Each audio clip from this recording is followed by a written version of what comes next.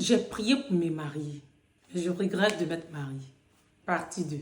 Alors, nous avions déjà fait une première vidéo dans laquelle nous avions parlé des personnes qui regrettaient de s'être mariées parce que soit ces personnes se sont mariées pour de mauvaises raisons.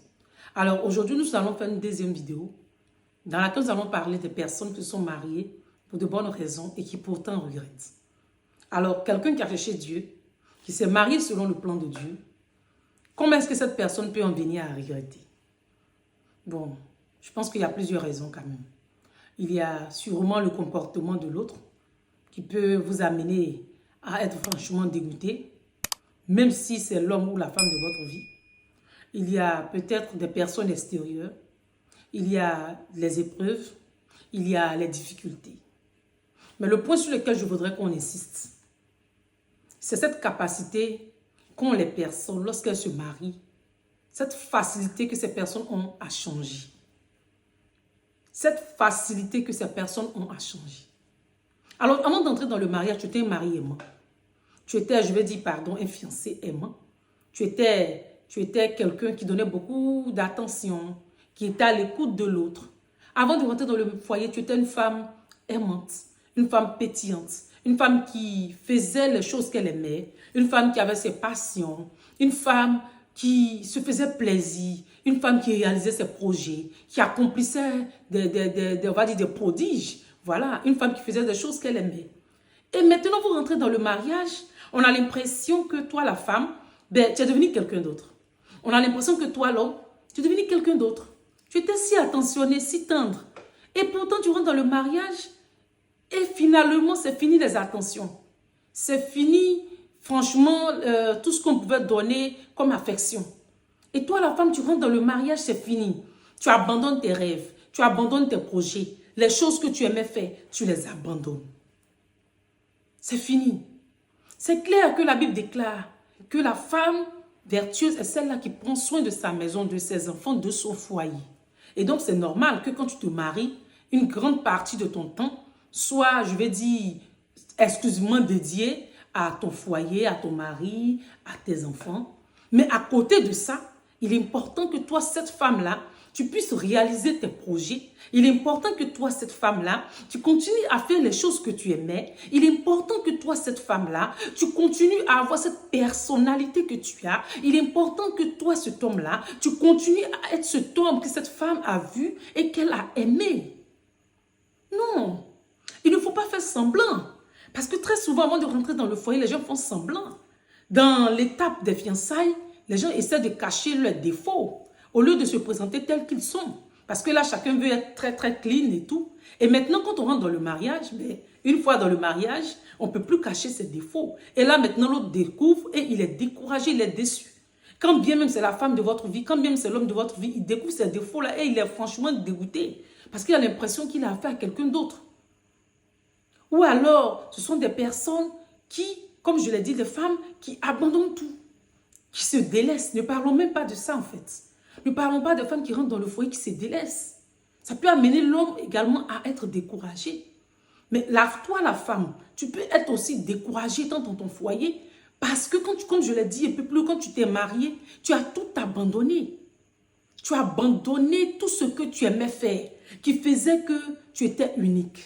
Alors, laisse-moi te dire, cet homme-là qui t'a épousé, là, avant de te rencontrer, il a rencontré beaucoup de sœurs.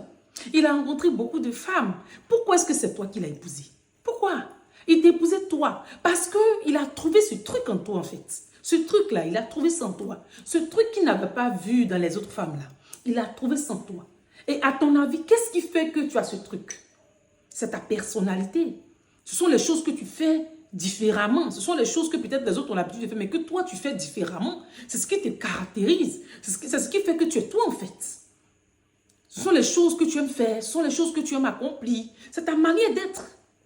Mais toi, tu rentres dans le foyer et tu deviens une autre personne. Moi, il y a une femme que je connais comme ça, une jeune dame. Avant de rentrer dans le mariage, elle était tout le temps joyeuse. Tu la voyais, elle ne faisait que sourire. Mais quand elle s'est mariée, je vous assure, elle est devenue une autre personne. Elle est devenue très, très sérieuse. Où est-il écrit que le fait d'être sérieuse ou quoi que d'être heureuse, je vais dire toujours joyeuse, empêche une personne d'être sérieuse? Cela n'est écrit nulle part. Mais toi, une telle femme, qui a changé, sous prétexte que tu t'es marié, qui a une autre personnalité là, dis-moi, comment veux-tu que cet homme-là puisse te reconnaître? Comment veux-tu qu'il reconnaisse cette femme-là qu'il a connue? Comment? Souvent les femmes se plaignent. Souvent les femmes se plaignent. Il faut dire aussi que parfois, quand tu rentres dans le foyer là, tu es rentré dans le foyer, venir prendre soin de l'homme, partager sa vie. Mais avant de venir dans la vie de cet homme, tu avais une vie. Tu avais une vie à toi. Tu avais des choses que tu faisais. Pourquoi tu t'es marié et puis tu as abandonné tous tes projets? Pourquoi tu t'es marié et puis tu as abandonné tous tes rêves? Pourquoi tu t'es marié et puis tu es devenu une autre personne? Est-ce que cet homme-là t'a demandé d'abandonner, de tout abandonner? Et quand bien même cet homme te demanderait de tout abandonner, toi la femme, tu sais que tu es une femme, ce sont ces choses qui te rendent heureuse, dans la douceur, tu peux lui faire comprendre. Il n'est pas bon, c'est même, je veux dire, toxique, que toi la femme, tu rentres dans le foyer et tu abandonnes tout. Parce que le problème c'est quoi? C'est que lorsque tu le fais, arrivé un moment, tu ne trouves ton bonheur qu'au travers de l'autre. Ce n'est même plus Jésus ta joie. L'autre devient ta joie, il devient ton monde, devient ton tout. Et donc, tu es en train de tout donner. Tu coupes tout autour de toi. Tu arrêtes tout ce qui faisait que tu étais épanoui là. Avant de rentrer dans le mariage, tu arrêtes de faire tout ça. Et tu te consacres exclusivement à ton mari. Ce n'est pas mauvais de prendre soin de son foyer, de ses enfants. Mais il faut vivre aussi pour soi. Il faut faire aussi des choses qui te rendent heureuse. Parce que c'est quand tu es heureuse là, c'est là que tu peux rendre ce monsieur heureux. Oui, toi l'homme, quand tu es heureux, c'est là que tu peux rendre cette femme heureuse. Mais quand tu ne l'es pas et que tu t'assieds dans une personnalité qui n'a rien à voir avec celle que tu étais, avec celle que tu es en réalité, parce que tu t'es marié, tu veux te donner une certaine image que tu n'es pas en réalité, mais laisse-moi te dire que tu es en train de faire face aux autres. Parce que cet homme-là ne te reconnaît plus, ce n'est pas toi qui l'as épousé. Tu es en train d'être une autre personne. Et puis, laisse-moi te dire que non seulement quand c'est comme ça, cet homme-là, toi-même la femme, tu n'es pas heureuse. Cet homme-là même, il n'est pas heureux. Et puis, tu es en train de rater le but même pour lequel Dieu t'a envoyé dans sa vie. Parce que laisse-moi te dire, Dieu t'a envoyé dans sa vie parce que sûrement tu avais un certain trait de caractère. Peut-être la rigueur. Et que peut-être cet homme n'était pas très rigoureux. Dieu voulait que tu apportes ça à ce monsieur. Et toi, tu rentres, tu deviens une autre personne. Deviens une personne sans personnalité. Deviens une personne qui n'a aucune rigueur. Parce que, soi-disant, tu t'es marié, tu veux tellement... Alors que c'est ce qu'il fallait que tu apportes à ce monsieur-là pour l'aider à accomplir souvent le but que le Seigneur lui avait confié. Mais toi, tu rentres dans sa vie, tu deviens une autre personne. Tu délaisses tout. Franchement, à la matière, les femmes sont expertes. Et après, on se plaint. Parce que tu as l'impression que tu donnes tout, tu donnes tout, tu donnes tout, tu donnes, tu donnes, tu donnes. Tu as l'impression que tu ne fais que donner. Près de 90%, tu donnes. Et qu'en retour, tu ne reçois que 30%. Mais attends, laisse-moi te dire, à quel moment ce monsieur t'a demandé de tout abandonner parce que tu t'es marié? À quel moment est-ce qu'il t'a demandé d'arrêter de faire les choses que tu aimais? Non, il ne t'a rien demandé. Tu as décidé de le faire parce que pour toi, tu t'es marié, c'est ce qu'il fallait faire. Mais non, tu fais fausse route, ce n'est pas ce qu'il faut faire. Mais la femme vertueuse peut être celle-là, la femme chrétienne peut être celle-là, qui est toujours en train de prier pour son mari, pour son foyer, pour ses enfants, prendre soin d'eux, et toujours en train de faire aussi des choses à côté qui la rendent heureuse. Parce qu'en réalité, ce qui fait qu'elle est elle-même, c'est ce qui fait qu'elle est épanouie, c'est ce qui fait qu'elle est à l'aise. Et donc, si elle est épanouie, elle peut communiquer ce bonheur à ce monsieur-là. Si elle est épanouie, elle est elle-même, elle peut aider ce monsieur-là qui n'a certainement pas la science infuse et qui parfois a besoin aussi que la femme lui parle. Oui, il peut se tromper. Elle peut lui dire, non chérie, tu t'es trompée, voilà, ceci, cela. Parce qu'elle a une certaine personnalité. Mais quand tu arrêtes tout ça et que tu veux tellement, je ne sais pas, être quelqu'un d'autre, finalement, tu n'es pas en train d'aider ce monsieur. Finalement, toi, l'homme, tu n'es pas en train d'aider cette femme. Cette femme à qui tu donnais de l'attention, avec qui tu étais très, on va dire, attentionné, à l'écoute et tout. Tu te maries, tu deviens un autre monsieur, deviens une autre personne. Mais dis-moi, cette femme même se pose la question au bout d'un moment, mais dans quoi je me suis mise? Dans quoi je me suis mise? Le Seigneur m'a dit que c'est l'homme de ma vie, mais pourtant je me suis mariée, je suis malheureuse parce que j'ai l'impression que je suis mariée à quelqu'un que je ne connais pas. Pourquoi les gens changent lorsqu'ils rentrent dans le mariage? Je ne comprends pas. Le mariage, c'est certes un engagement, on se lie, c'est vrai, il y a les réalités et tout, Mais je pense qu'il est important que chacun quand même conserve sa personnalité. Je pense que chacun doit quand même faire les choses qui continuent de le rendre heureux tout en étant là pour l'autre. Je pense que chacun doit continuer quand même à être celui qu'il était, celle qu'il était, bien évidemment corrigeant les défauts. Voilà, chacun doit garder quand même une grande partie de sa personnalité et ne pas totalement changer pour devenir une autre personne sous prétexte qu'on s'est marié. Non, dans le mariage, parfois, on a besoin de folie, on a besoin de s'égayer, on a besoin de rire, on a besoin d'être avec son ami, on a besoin de complicité, on a besoin de toutes ces choses. Et donc, c'est la personnalité que de part et d'autre on a. C'est ça qui fait que notre mariage est un mariage qui est agréable. Mais le mariage, parfois, on a l'impression qu'il y a des mariages, même, ce sont des services militaires. On a l'impression que ce sont des services militaires. Le mariage n'est pas un service militaire, non. Le Bible déclare le mariage, là, c'est un avant-goût du ciel.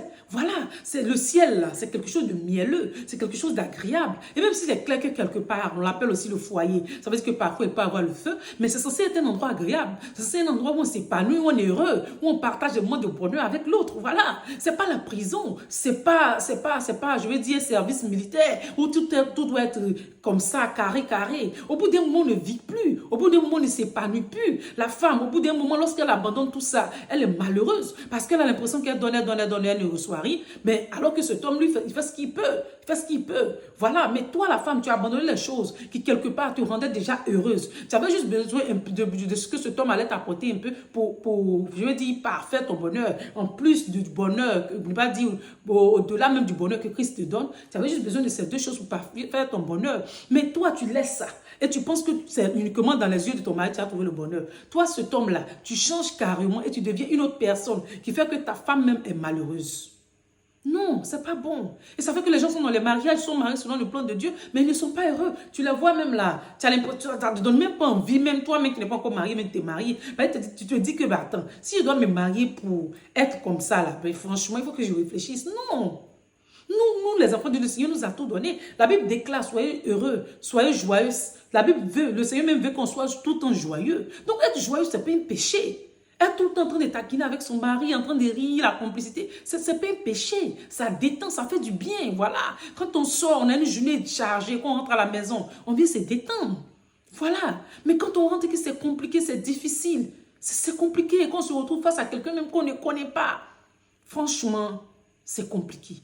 Alors moi, ce que je veux dire dans cette vidéo, simplement, c'est que même quand on décide qu'on se marie, même quand on se marie, toi, la femme, continue de faire les choses que tu aimais. Continue, n'abandonne pas tes rêves, n'abandonne pas tes projets, n'abandonne pas les choses que tu aimais faire, n'abandonne pas les choses que tu as toujours voulu faire. Tu peux être une très bonne femme, une femme qui prie pour ton mari, qui prend soin de sa maison, qui prend soin de tout et réaliser tes rêves. Et réaliser tes rêves et accomplir les choses que tu as toujours voulu faire. Et toi, l'homme, ça ne te coûte rien de toujours demeurer, continuer à être celui que tu étais. Ne te dis pas que comme cette femme, tu l'as épousée, alors ça veut dire que c'est fini, alors il n'y a plus d'efforts à faire. Non, non. C'est dans le mariage même qu'on doit s'épanouir. C'est dans le mariage qu'on doit être heureux. Le mariage ne doit pas devenir, je vais dire, une source de stress. Alors qu'en réalité, pour la plupart des personnes, le mariage est une source de stress. Non, il ne doit pas en être ainsi. Parce que dans le plan de Dieu, quand il créait le mariage, ce n'était pas ça en fait. Ce n'était pas ça. Donc, s'il vous plaît, mes sœurs, quand vous vous mariez, continuez à faire les choses que vous aimiez. Ce sont ces choses-là qui ont fait que cet homme vous a vu et vous a aimé. Et s'il vous plaît, les hommes, lorsque vous vous mariez, continuez à être ceux que vous êtes. Si vous savez que vous n'êtes pas un homme qui donne de l'attention, alors avant le mariage, montrez cette facette de vous. Pour que si cette femme-là s'engage, elle sache dans quoi elle s'engage. Ne lui montrez pas un autre visage et puis après dans le mariage, devenir un autre homme. Non. Ou alors ne changez pas, ne devenez pas aussi des hommes qu'elle ne reconnaît pas. Les femmes, avant de vous marier aussi, pardon, je vais dire quand vous vous mariez, prenez soin de vous. Soyez toujours coquette, soyez toujours belle, soyez toujours épanouie, soyez heureuse, poursuivez vos rêves, accomplissez tout ce que vous aimez faire. Et surtout, pour terminer, travaillez à avoir de l'espace, je vais dire. Que chacun donne l'espace à l'autre. C'est très important. C'est important que la femme ait son espace. Il y a parfois des choses qu'elle fasse seule pour son bonheur, pour s'épanouir. C'est important que l'homme parfois ait son espace, qu'il fasse des choses pour s'épanouir. Parce que l'un des secrets des couples qui durent le plus, c'est ça, laissez-moi vous le dire, c'est que chacun parfois trouve son espace. Attends, on est marié, mais on n'est pas des siamois. Ça ne veut pas dire qu'on doit être collé 24 heures sur 24. Non, ça veut dire qu'il y a des fois où chacun doit pouvoir s'épanouir, chacun doit pouvoir faire des choses. Et après, quand on se retrouve, on est encore plus heureux. Voilà. Mais on ne doit pas tout le temps, ça ne veut pas dire que parce qu'on est marié, on doit être tout le temps. Non, chacun doit avoir son espace. Chacun doit s'épanouir. Chacun doit pouvoir trouver son espace dans le foyer. C'est très, très important. Parce que, certes, je suis une femme mariée, tu es un homme marié, tu es mon mari, je suis ta femme, mais j'ai besoin, au-delà de tout, je suis une personne humaine. J'ai besoin de me recueillir parfois avec le Seigneur. J'ai besoin de me recueillir parfois, faire les choses que j'aime. Et toi également. C'est ce qui soude notre couple. C'est ce qui fait qu'arrivé un moment, il n'y a pas de lassitude en fait l'un de l'autre. C'est ce qui fait qu'on est toujours content de se retrouver. Donc dans chaque couple, chacun travaille à avoir son espace, à laisser l'espace à l'autre. C'est très important.